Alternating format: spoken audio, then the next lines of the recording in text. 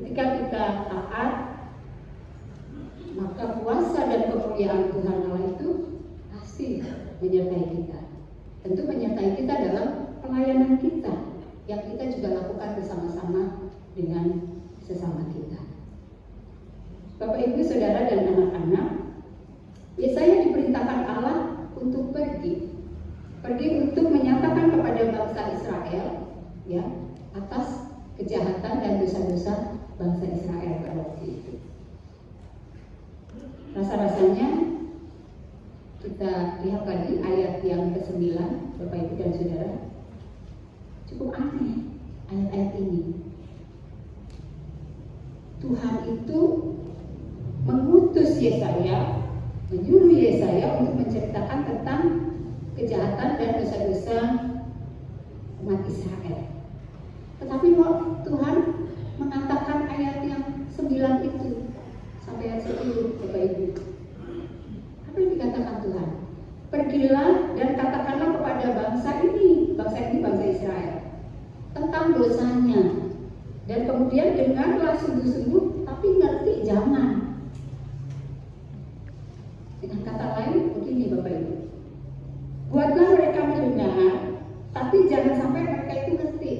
Didengar doang gitu, jangan sampai ngerti. Buatlah mereka itu melihat, tapi jangan sampai menanggap. Bahkan di ayat yang ke-10, bagian B, kita jumpai, supaya jangan mereka melihat dengan matanya. Oh, aneh ya. Aneh.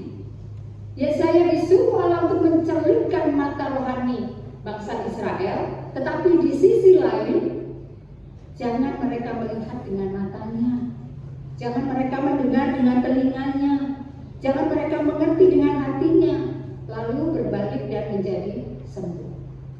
Jadi seolah-olah Tuhan itu tidak ingin bangsa Israel ini bertobat, seolah-olah. Tuhan menyerukan sebuah peringatan. Mestinya kan kalau Tuhan menyerukan sebuah peringatan, inginnya ya, yang menerima peringatan itu ada perubahan. Inginnya yang menerima peringatan itu ada pertobatan. Tapi malah Tuhan menegaskan mereka melihat tapi nggak boleh menanggap. Mereka mendengar tapi nggak boleh mengerti. Hati mereka tahu gitu ya, tapi nggak boleh sampai berbalik dan sembuh. Bapak, Ibu, dan Saudara, ini gambaran Allah bahwa bisa saja sampai pada tahap tertentu Allah itu menghukum bangsa Israel dengan hukuman yang berat. Artinya apa? Bisa saja bangsa Israel itu akan terus-menerus mengeraskan hatinya untuk menerima seruan Yesaya sebagai nabi yang diutus oleh Allah. Semoga ini tidak menimpa kita ya. Dan firman Tuhan pada pagi hari ini, kalau kita mendengar suara Tuhan, kita melalui firman Tuhan pada pagi hari ini, suaranya Tuhan, ya jangan keraskan hatimu. Sebab ketika hati kita keras, dari perkataan Allah dalam bacaan tadi, tidak ada jalan untuk mengalami pertobatan. Wah, ini hukuman yang berat sekali. Berat. Bapak, Ibu, dan Saudara, serta anak-anak, Tuhan memanggil setiap kita itu selalu dalam konteks kita, ya. Setiap kita itu dipanggil oleh Tuhan dan kita punya konteks kita masing-masing. Atau kita punya situasi yang berbeda dan itu adalah konteks panggilan Tuhan kepada kita. Kita juga kan melihat ya, Yesaya dipanggil dalam konteksnya juga. Bukan out of the blue gitu ya. Artinya apa ya? Orang Jawa bilang bukan ujuk-ujuk gitu ya. Tiba-tiba Tuhan panggil, bukan. Bukan seakan-akan Tuhan tiba-tiba menyuruh Yesaya ke suatu tempat yang sepertinya Yesaya itu nggak tahu tempat itu seperti apa. Tidak. Bukan berarti Yesaya itu tidak punya pengetahuan yang banyak tentang situasinya pada waktu itu. Enggak. Yesaya itu tahu kondisi bangsa Israel pada waktu itu. Mereka sedang pada masa yang sangat sulit. Dan dia menyadari itu dalam bacaan kita. Dia mengakui sebagai orang yang berdosa. Dia mengakui bangsa Israel juga bangsa yang penuh dengan dosa. Bahkan dia mengakui loh, bangsanya itu dipimpin oleh orang yang berdosa. Tapi Yesaya diizinkan melihat Allah yang Maha Kudus secara pribadi.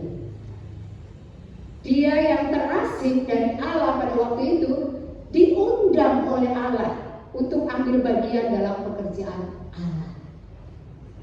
Itu yang Allah tawarkan juga kepada kita. Kita hidup dalam konteks kita. Sebagian dari kita adalah ibu rumah tangga.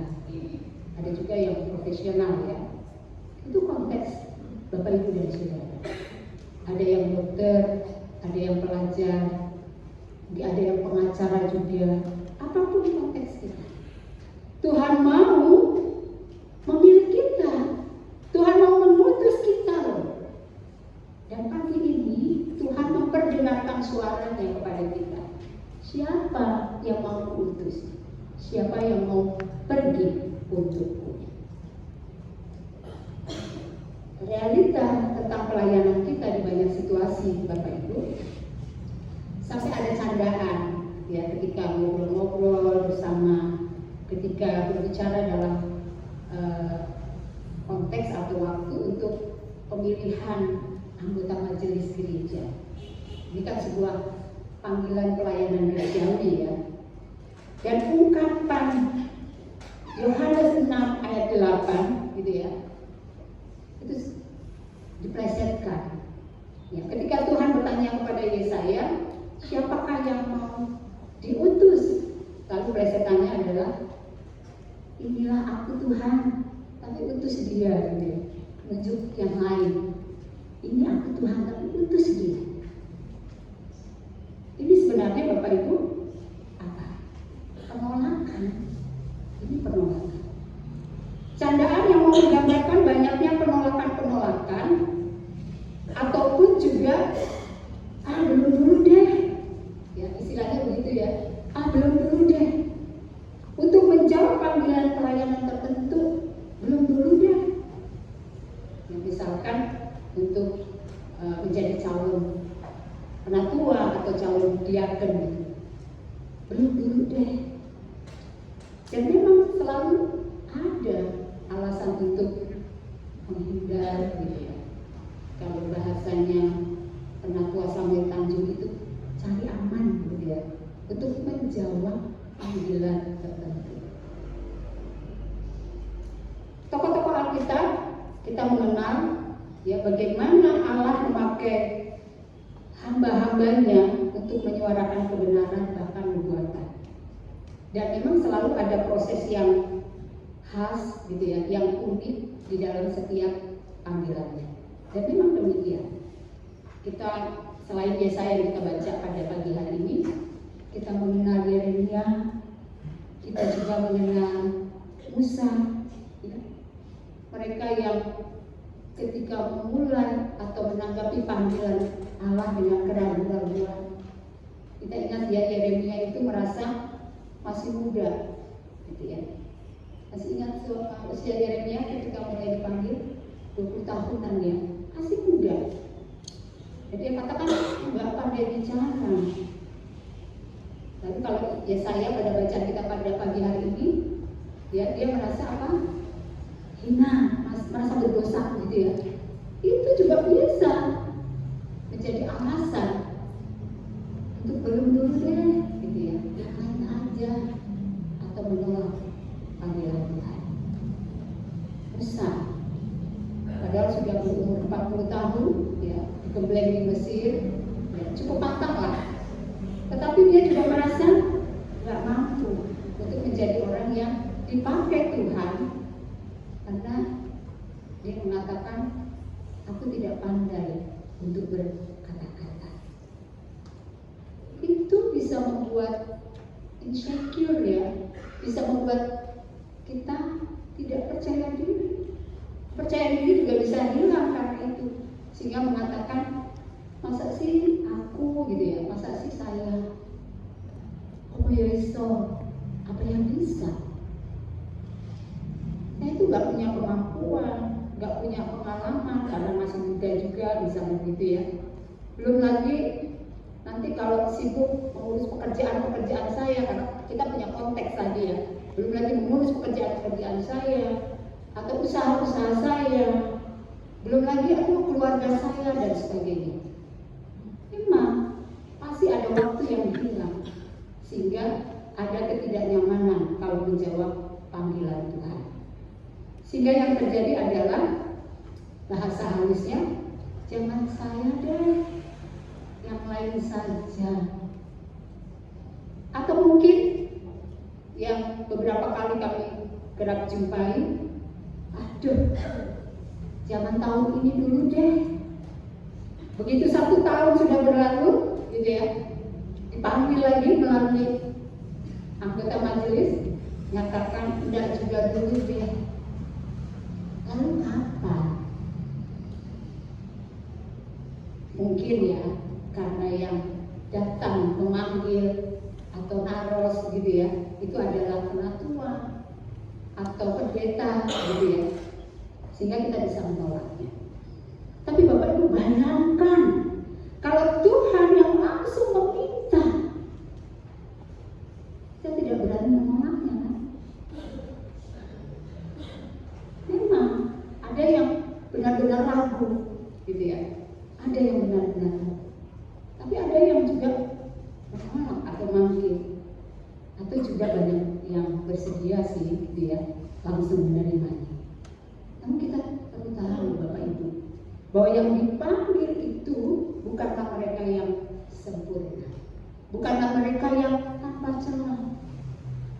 Justru di dalam setiap pemanggilan dan pengutusan, kalau kita refleksikan, kita bisa merasakan bagaimana Allah memandang keutuhan kita sebagai hamba-hamba. Kita bisa merasakan bagaimana Allah mengasihi kita karena Allah mempercayai kita. Gereja ini, Bapak Ibu, layaknya sebuah rumah. Ya, rumah itu kan penting untuk dirawat dengan baik tentunya. Dan kita semua ini, gitu ya, umat ini adalah anggota di dalam rumah kita itu, yang juga diundang untuk aktif merawatnya. Nah, dalam merawat rumah bersama kita ini, haruslah ada semangat regenerasi, dan itu harus partisipatif.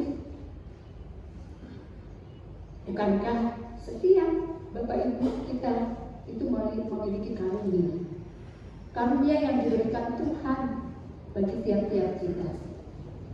Semisal ada seseorang yang dalam konteksnya berprofesi sebagai akuntan, dia tentu akan sangat mumpuni melayani sebagai bendahara di gereja ketimbang seorang guru misalnya.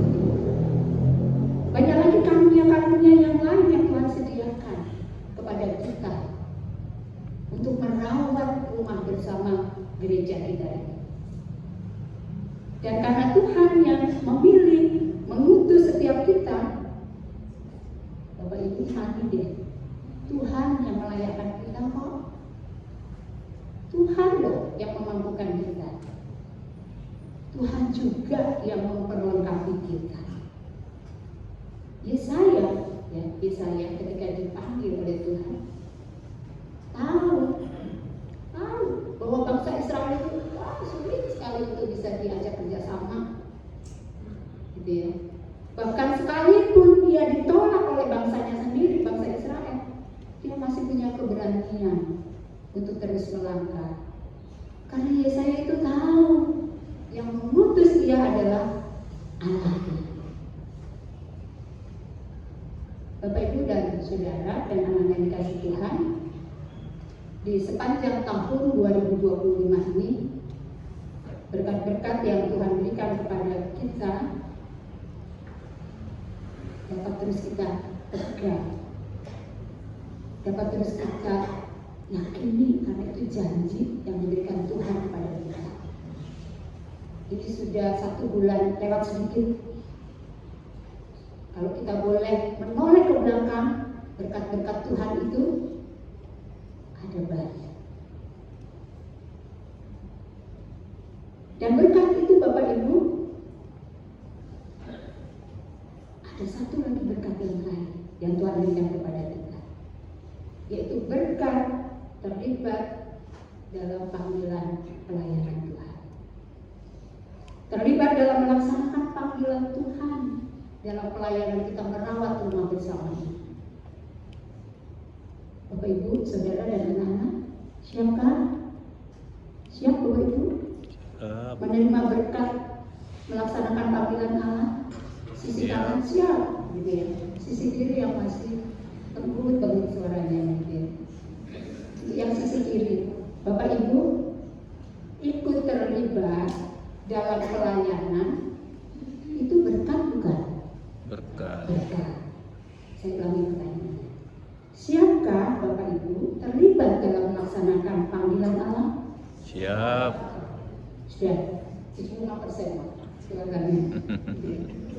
Yang 25% itu jangan-jangan masih bertanya-tanya. Oh, kok aku iso? Oh, masih SMP juga ya, betul. Jangan-jangan masih bertanya-tanya, gitu ya. Oh, kok aku iso? Apa aku mampu? Gitu ya. Apa aku bisa? Apa aku mampu? Bapak Ibu, keyakinan bahwa berkat Tuhan adalah janji yang pasti bagi kita, itu menjadi pegangan kita. Ya, tapi loh, Tuhan juga merindukan supaya kita juga punya keberanian menyambut berkat panggilan yang Tuhan nyatakan kepada kita dalam merawat rumah bersama.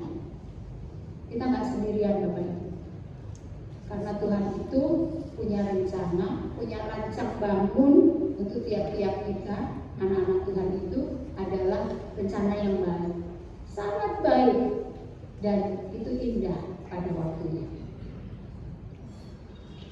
Bukankah sejarah umat Tuhan memperlihatkan kepada kita bahwa ada orang-orang yang punya keterbatasan tapi berani menjawab panggilan Tuhan. Yang pertama Musa, Bapak Ibu. Pasti kita ingat. Musa, Bapak Ibu, kita tahu ya siapa Musa. Dia itu pernah tinggal di istananya siapa? Firaun ya, pernah tinggal di istana Firaun. Musa itu juga mengecap pendidikan yang terbaik. Dia juga pernah dilatih menjadi seorang perwira yang luar biasa. Tapi ketika Tuhan memanggil dia, bisa mau meninggalkan itu semua. Bahkan dia akhirnya mau mengembara sekian puluh tahun. Ya, untuk apa? Untuk kembali ke Mesir, membawa bangsa Israel keluar dari tanah perbudakan. Jadi dia kembali ke Mesir untuk mengajak bangsa Israel keluar dari tanah perbudakan. Dan panggilan Tuhan kepadanya itu ya, yang membuat untuk keluar dari tanah perbudakan itu bukan hal yang mudah. Tapi Musa tidak menyerah. Ia tidak menyerah sekalipun bangsa yang dipimpinnya itu, gitu ya. Kita tahu lah bangsa Israel itu bangsa yang balelo, bangsa yang katanya tegar tengkuk, gitu ya, keras kepala, suka mengeluh, memberontak, bahkan tidak tahu mengucapkan syukur. Itu yang dihadapi Musa. Tapi Musa tidak menyerah. Kita ingat Esther, gitu ya. Yang kedua kita ingat Esther. Di tengah budaya patriarki yang kuat dan kental, Tuhan itu panggil seorang perempuan yang namanya Esther juga untuk menyelamatkan bangsa Israel, bangsa Yahudi. Waktu itu ada pembunuhan massal, gitu ya, yang direncanakan oleh seorang perwira, Ahasiweros. Apakah dengan kecantikannya? Tidak, Bapak Ibu. Esther itu memang cantik, tapi dia tidak menggunakan kecantikannya untuk menyelamatkan bangsa Israel. Lalu menyelamatkannya dengan apa? Bagaimana? Dia meminta hikmat Tuhan. Dia meminta pertolongan Tuhan. Dia berdoa kepada Tuhan. berdoanya dengan berpuasa. Nah, tidak hanya itu. Ya, dia menyerukan kepada orang-orang Yahudi gitu ya, yang ada di sekelilingnya pada waktu itu, dimanapun kalian berada, diajak oleh Esther untuk berpuasa. Itu yang dilakukan Esther untuk menanggapi panggilan Tuhan. Deborah, ya, Deborah ini seorang apa? Konteksnya seorang hakim. Ya, Deborah seorang hakim, dipanggil Tuhan untuk menjadi nabi. Jadi dia tidak hanya menyampaikan nubuat Allah, tapi yang dilakukan oleh Deborah ya sebagai nabi pada waktu itu adalah dia mau berperang bersama-sama dengan tentara Israel untuk membebaskan bangsa Israel dari penjajahan bangsa yang lainnya. Itu tokoh-tokoh di dalam Alkitab yang ketika meresponi panggilan Tuhan juga ada di dalam konteksnya nggak mudah, ada keraguan, ada ketakutan, ada kekhawatiran. Bahkan ketika mereka bersedia menerima panggilan Tuhan, juga tetap menjumpai banyak sekali kesulitan, tapi mereka tidak menyerah. Lalu Bapak Ibu bisa saja mengatakan ke saya begini, lah jelaslah dia, karena mereka itu memang secara khusus kan dipilih dari panggil Allah gitu ya. Nah, saya tunggu-tunggu gitu ya, setiap malam berdoa. Allah nggak datang seperti malaikat yang datang kepada Yesaya gitu ya, untuk memanggil secara khusus kita untuk bisa meresponi panggilan Tuhan. Oh Bapak Ibu, itu sejarah dalam tokoh Alkitab. Dalam realitanya kita juga menjumpai kok orang-orang seperti Billy Graham gitu ya. Ada yang pernah baca bukunya masih ya, gitu ya. Dia itu dengan lugasnya mengatakan apa yang benar, memberitakan kabar baik di berbagai tempat. Nah, ini mau mengingatkan kepada orang-orang yang ada di sekelilingnya pada waktu itu, orang-orang percaya, supaya mereka menggunakan Alkitab sebagai dasar dalam kehidupan mereka.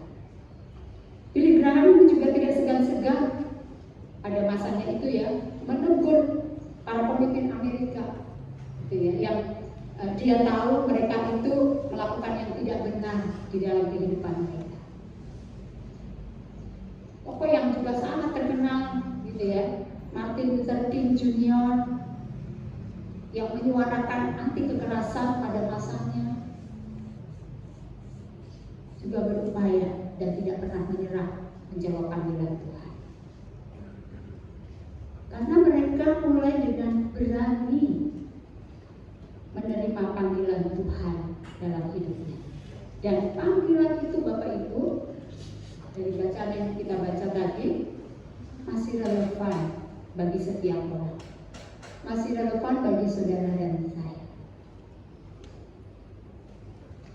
Bukan karena mereka-mereka itu tadi ya, itu orang yang pintar, bukan karena mereka itu datang dari kalangan atas gitu ya.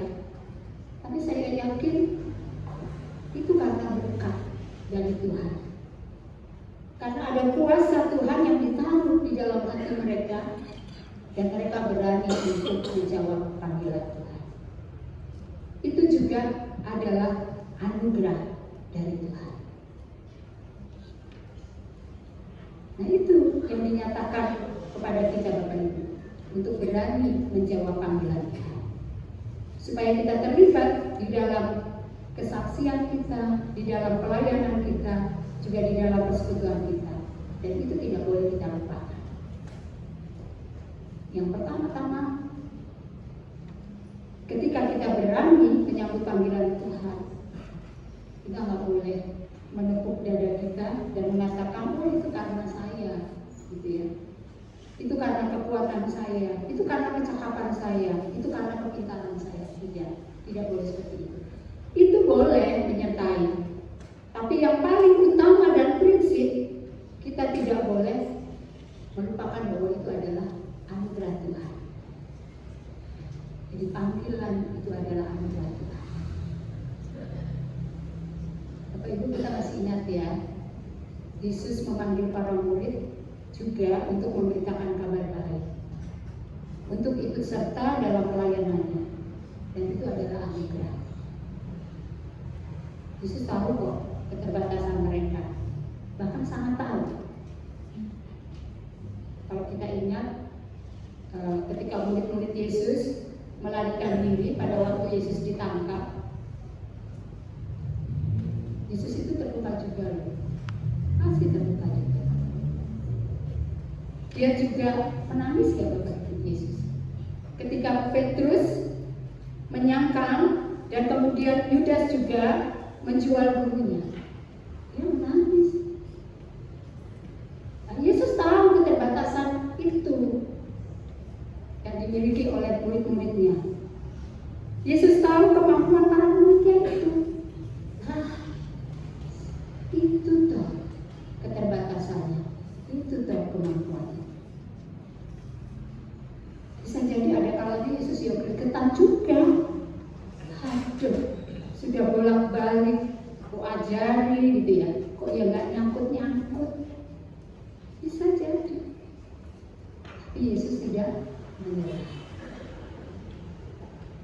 Bapak Ibu dan Saudara, adalah sebuah anugerah ketika kita dilibatkan oleh Allah untuk ikut serta dalam karya pelayanannya. Jadi tidak ada alasan ya sebenarnya bagi kita untuk menolak panggilan Allah.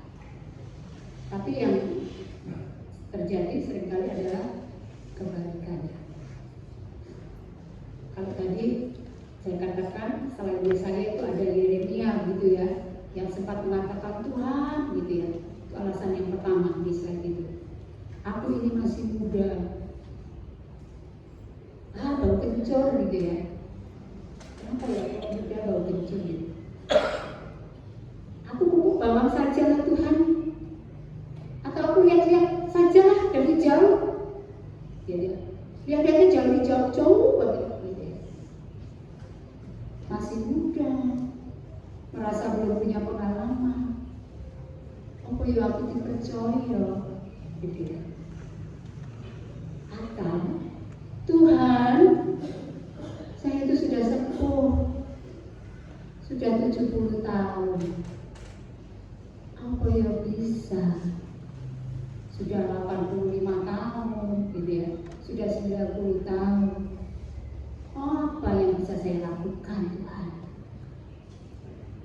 Saya tidak pandai bicara. Tadi ngomong saja masih keselio-selio. Bapak Ibu, dalam keterbatasan, kekurangan kita itu Tuhan itu nggak tinggal diam. Sehingga nggak buktinya di dalam Alkitab. Musa loh. Tuhan kasih siapa untuk melengkapi? Harun. Harun menjadi temannya Musa dalam menjalani panggilannya. Tuhan nggak diam. Ada pepatah yang mengatakan umur atau usia itu hanya sebatas angka. Jadi yang utama adalah spirit, semangat, begitu ya. Nah, Tuhan sudah membekali, memperlengkapi sibah-sibah kita dengan kalimat itu kan lumayan juga ya. Oh mau ngangkat ya, 80. Aku main 100 misalnya gitu. Oh mau ngangkat. Tapi semangatku, spiritku masih luar biasa. Jadi memang sebenarnya tidak ada alasan untuk menolak panggilan pelayan. Slide berikutnya. Wah, gila alasan lagi. Wow, medan pelayanannya itu susah. Wah, kalau kemarin waktu banjir itu ya, lihat video yang dikirim oleh anggota majelis yang mengantarkan aksi sosial gitu ya. Saya bayangkan nih saya gitu ya, ada di mobil kendaraan itu ya gede-gede gitu. Wah Tuhan, rekan sekerjanya nggak enak Tuhan. Ini aku nanti ditolak gimana? Itu terlalu saya nyawa. Anakku masih kecil-kecil di rumah. Tuhan, waktu itu nggak cukup, waktuku nggak cukup. Orang-orang kita sudah sangat tua, ya. Tiba-tiba kita tua gitu kan ya. Lalu apa yang terjadi? Ayo, apa yang terjadi? Penyesalan. Di saat Tuhan memberikan kesempatan kepada kita untuk melayani, untuk memberitakan kabar baik, untuk membagi sukacita, cuma berani kita menjawab panggilan Tuhan. Tentu dengan penuh kegembiraan, karena kita pasti disertai, kita pasti dilindungi, kita pasti dimampukan, kita pasti ditolong. Jangan menyerah, sebab kita tahu siapa yang mengutus kita. Yang mengutus kita adalah Allah yang luar biasa. Dan yuk kita pakai karunia-karunia yang Tuhan berikan kepada kita untuk melayani. Entah itu yang kelihatan gitu ya, sebagai pemusik, kantoria, atau yang tidak kelihatan itu merangkai bunga yang sore-sore menjelang malam, tapi kelihatan kok ya hasilnya gitu ya. Itu yang nggak kelihatan. Atau yang menyiapkan anggur, itu yang menyiapkan roti untuk perjamuan. Atau tidak kelihatan terus hasilnya juga agak lama. Siapa waktu itu? Ini sekolah minggu, gitu ya. Tidak kelihatan hasilnya agak lama gitu ya. Nanti ya, iman yang diajarkan oleh para guru sekolah minggu itu mekar pada waktunya. Artinya apa Bapak Ibu? Banyak ladang Tuhan yang sudah Tuhan sediakan melalui rumah bersama kita ini. Apakah kita siap menyambutnya? Jangan sampai Bapak Ibu, waktu Tuhan itu tertutup pada kita. Seperti yang sudah dinubuatkan Tuhan melalui Yesaya tentang bangsa Israel. Sudah tidak ada pertobatan lagi. Bangsa Israel itu sudah dikeraskan hatinya oleh Tuhan, karena waktu Tuhan itu sudah selesai, sudah berakhir, dan kita tidak bisa melakukan apa-apa lagi. Tuhan memberkati kita. Amin.